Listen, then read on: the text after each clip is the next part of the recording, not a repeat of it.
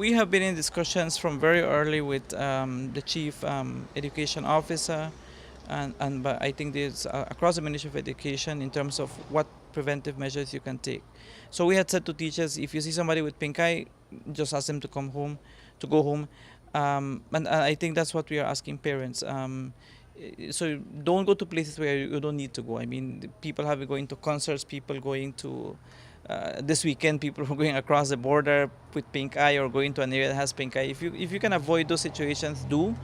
Also in terms of school, because what has started to happen is we are now being overwhelmed with teachers sending students to the doctor to get a note to say that they are okay to go back to school. That's overwhelming our system. They are going to go back to an area where you're seeing patients, you can get reinfected. I mean, avoid those situations where you can. And the same thing with schools. I mean, we are in close contact. We can't close down schools. We have been asked about that because there are different phases to the epidemic, and you don't know how long that is going to last.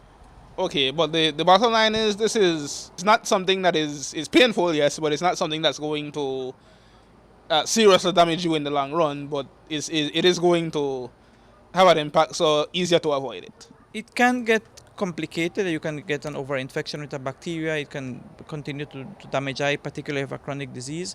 But if you do basic home care, I mean, conjunctivitis should be resolved in and of itself. It will run its normal course. Of course, the ideal thing is for you to not get it.